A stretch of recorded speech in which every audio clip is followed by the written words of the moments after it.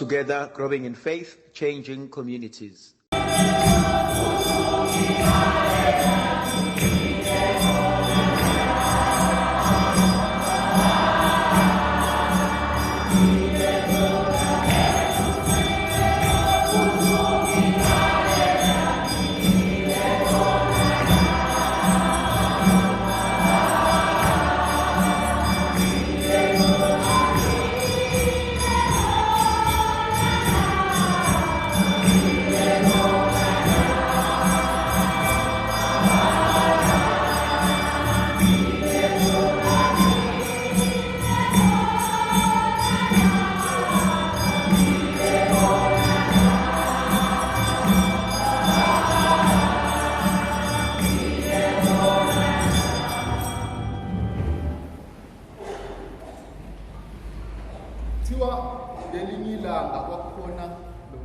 Ngezwakala lapha emuva khona lo mfana bahlala bobabili benoma wakhe kuphela, kodwa kuthiwa uma lo mfana ubuso bakhe babungekho right, was disfigured, bayinobuso ubabungaqondeki kahle. Umfana nje ukule ebuncaneni bakhe uhleze ehlekwa ngoma wakhe. So sitshelana wena nomama nje yakhe lokhu kumphathe kakhulu umfana kuze kuthi ngisho khona imhlangano yabazali esikoleni umfana wayemana ukuthi akhokhele umama azomthola emgaqweni ayothi uma wakhe esikoleni nokuthathathe uma wakhe. Umphilisa kabuhlungu lokhu umfana. Ngelinye ilanga asiqhubile isibili athi ma kwenzakalani wena? Yini nje indawo kubukeka kanje sengize ihlekwa yonke indawo uma ngibatshela abantu ukuthi wena uma wami. Athi ma mntana mhlawumbe usumdala usuzoyiqonda lento. Mhlawumbe unamasonto amabili kuphela uzalile.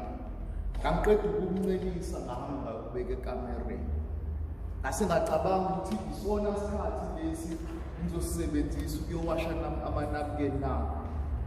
Ngathatha amanapukeni ngaphikelele emfuleni ngathi ngiyowasha. Uthi ngathi ngisawasha lapho ngangisanesikhashana bafika omakhelwane begijima. Bathi indli yasho. Uthi ngagijimisa okohlanya ufuna ukuyobheka ukuthi kwenzakalani. Uthi ngathi ngiqhamuka amalangabi ayisephumile kwerufu.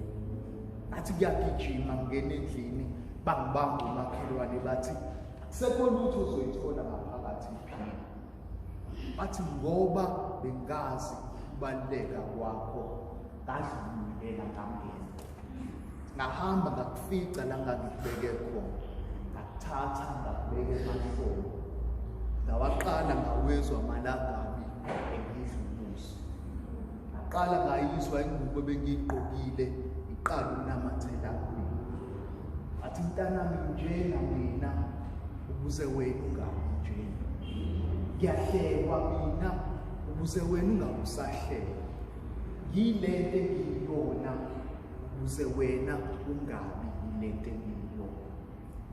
Thina amakatholika sisakumuzwa wenkathi yephasika.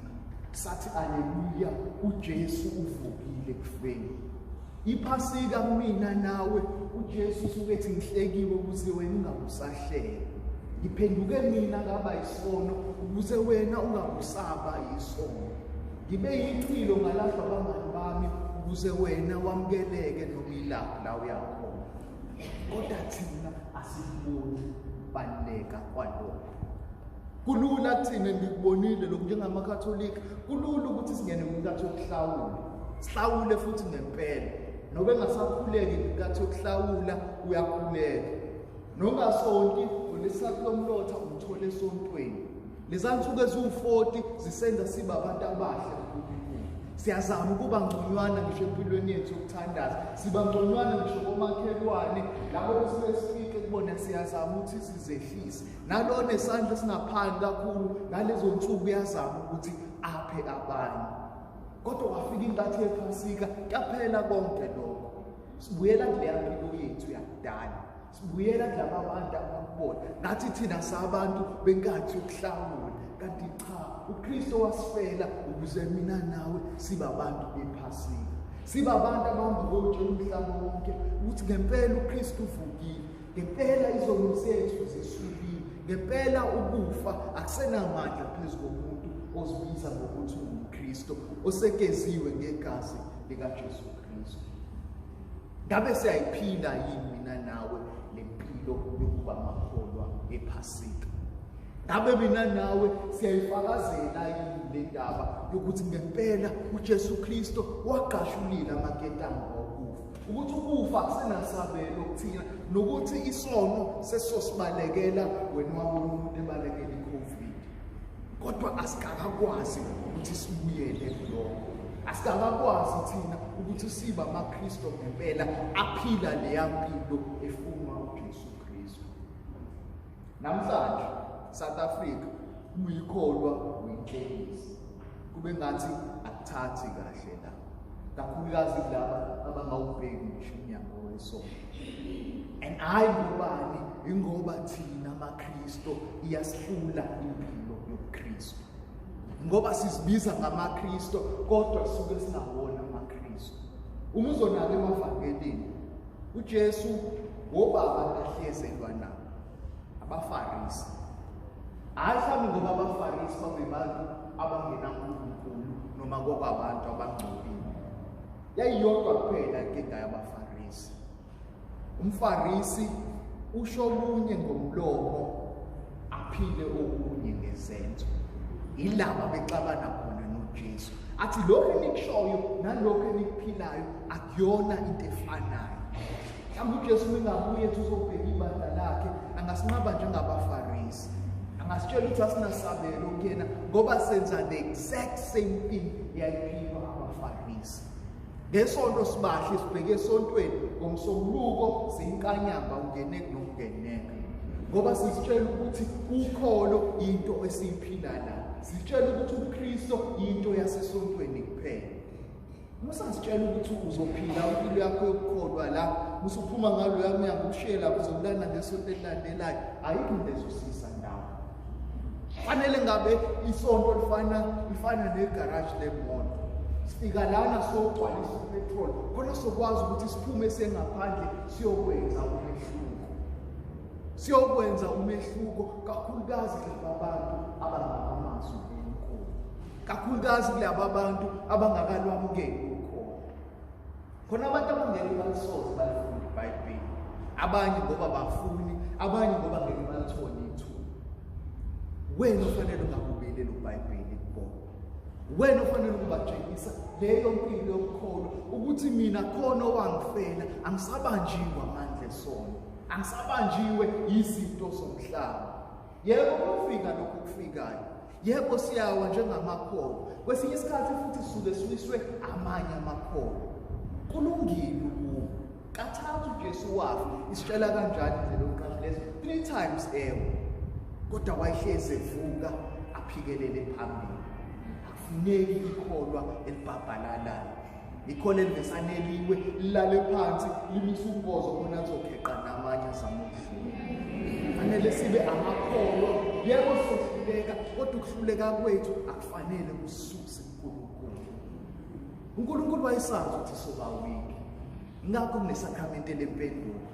Wayazi ukuthi sohamba sihambe sikheqeke endleleni, kodwa sisukume sisithuntuthuli sithi uNkulunkulu konile ngiyaxolisa, bese sibuyela emhlabeni siphinde siyaqhubeka futhi. Izwe lethu lonakele, ungakaliboni ukuthi izwe lethu lonakele usenkingeni. Umuntu ozoletha umehluko kulizwe thina amaKristu, thina esithi sesiyakholwa.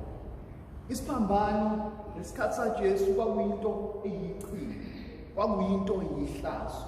Umuntu ogqoke isiphambano manje ungafika umuntu ongaphila ngalesa sikhathi ufana nomuntu ogqoke umuntu ozilengise ngentamo, into ebinyanyeka. Kodwa uKristu sesithathile isiphambano wasiphendula.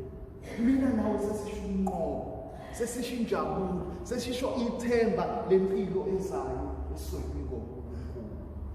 Kodwa leyo mpilo soyithola kuphela uma sizama ukuphendukela uNkulunkulu. ukuthi mesekushisa, ukuthi uma sekonakele, uma sesonile, uma sebekhulumile futhi bekhuluma izinto esizenzile sithi yebo benginephutha nami zama ukulungisa indlela zethu bese siyaqhubeka sishona phambili. Kinga samakhonyo siminyene la, akho umuntu oshona phambili, sithi siyaqhubeka kodwa akho umuntu onyakazayo, siminyene endaweni eyodwa. Sidinga amakholwa azothatha ukholo ayolufakazela. Ukholo kalufakazelwa ngomlomo kuphela. Ukushumayela akusho ukuthi ukhuluma amazwi ngomlomo kuphela. Ukushumayela kusho ukuthi impilo engiyiphilayo yona uqobo lwayo yakufakazela lokho engikukholwayo. Isizulu sithini? Indlela idlula kamakhelwane lithi sothi sesikholiwe la. Sayingena yonke inhlangano esakuyaba khona ebandleni, sasiphatha zonke izikhundla ezake saphathwa ebandleni, sanikela ngokweshumi, sanikela ngokwesikhathi sethu, sanikela ngakho konke, saze saba yikholo elibukwa yona wonke umuntu. Fika usuku lomngcwabo silale la. Sithi siyongena ezulwini, uNkulunkulu amtshengisa isithombe samakhelwane akhe athi yamkhumbula lo 50 years omkhulumisi. Uyangena uyaphuma emaromeni ushikisha amabheji kodwa la kufanele ngakulungisa khona awukazi ulungisa. Asicazo mama isibofela amarayisi azo-17 abe mangaka. Amanani adliwe lezi zilwane ehlala phakathi azi kamakhelwane ukuthi kanti leleziko. Adle ngokuthi ngeke ngize ngikwenze mina lokho. Uningi uNkulunkulu azosibuza khona and ngeke azasibuze kahle kahle ukuthi esontweni ngawuya kangapi. Angicabanga ngisho sibuza ukuthi ngeke azasibuze nokuthi sasisontayo. Uzosibuza ukuthi abanye abantu sabenzelani. Uzosibuza ukuthi ukholo lwethu salifakazela kanjani. Uma samakholwa adle ngokukhuluma, awukho umehluko sazoba khona. Awukho umehluko sazoba khona emhlabeni, awukho ngisho umehluko sazoba khona empilweni zethu. Fanele sibe amakholwa anyakazayo. Fanele sibomama nobaba abalishishelayo lelivangeli, abamsebenzelayo.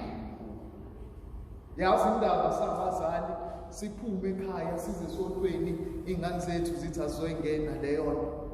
Ngoba ziyasazi ukuthi sisho into esontweni sifike ekhaya siphile into ehlukile. Basazi ukuthi siyamjivaza uNkulunkulu. Uma egqoka lomhlangano wakhe wenhliziyo kodwa uma sibanibani akhuluma ngayo kanjena ngizoyelana esontweni ngoba akayiphili impilo yokukholwa. Asiqale sizibuke thina. Ekhaya iluphi ukholo engilitshalayo? Yiphi indlela engibatshengisa ngayo ukuthi uNkulunkulu ukhona? Ningizwe kahle. Angisho ukuthi asibe perfect. uNkulunkulu kuphela perfect. Sonke sizama ukuthi sifike khona. Kukhuni yazi kodwa fanele sizamile. Inkinga yethu thina asisazihluphi ngisho nokuzama. Sesaneliswa nje ukuthi sihlale la sikhona sithi silindele lolu suku. Asibe nabantu abanyakazayo. Ungavumi ukuthi kube khona into engayona yokukholwa ezohlala ibe sekhaya ngaphakathi kuwena. Ekseni bekhuluma khona labafowethu nodadewethu abangemaruthini bekhangeza. Bagcwele itheko kulungile ngeke sibaqede. Kodwa sekwafika sekuyi-second nature kuthini ukuthi mekwambona uvesane ukuthi ngisho khona leli aphula esehlela emotweni yakho eselize licwanga uliphose ngewindi. Wawungathatha ukuthi anginamali kodwa idla nali aphula. Ukuhlupheka komunye umuntu akusasinyakazisi inhloko. Omunye umuntu mesenkingeni mina akusangenzeli lutho. Jesu Kristo akafelanga lokho. Wathi usinika isibonelo. Asithe sithathe leso sibonelo kuyena nathi siphenduke sibe isibonelo kwabanye abantu. Akuthi sesitshengisile yena indlela yokuphila nathi sithathe lokho siyokunika abanye abantu. Ukholo kulungile alukho lula. Mhlawumbe futhi esikhathini samanje ikhona la sekukhulu khona ngempela ukuphila impilo yokukholo. Kodwa asizameni nto. Unganeliseki ukuthi nje usuhleli la uhleli khona. Akusekho lutho wena into osayizama empilweni yakho. Akusekho lutho osazama ukuthi kube khona ushintsho othile. Jesu Kristu usibizela ukuthi sibe abantu abashintshile. Usibizela ukuthi sibe abantu abazoshintsha lo mhlaba. And lokho kuzoqala mhlazane sasishintsha thina. Mhlazane ngabona awami amaphutha. Mhlazane ngabona okwami ukuhluleka. Mhlazane ngabona okwami ubunzima empilweni. Ngazama ukuthi ngizilungise mina. Bese abanye abantu babukela mina bese beyaqala nabo bayashintsha. Uma sifuna ukushintsha emhlabeni, uma sifuna ukuthi siphile ezweni elingconywana, kuzofanele ukuthi siqale sishintshe thina. Kuzofanele ukuthi siqale umehluko kube semakhaya ethu. Sengathi uKristu ovukile-ke angasiqhuquzela ukuthi sibe abantu abanjani. Kungabi khona izinto esisamukela ukuthi ziyohlezi zinjalo. Sengathi khanya kwalela phasika, sengathi umlilo walo ungahlezi uvutha ngaphakathi kuthina. Siba amaKristu, siba amakatholika avuthayo. Siba abantu abanyanzayo bese siletha ukushintsha emhlabeni.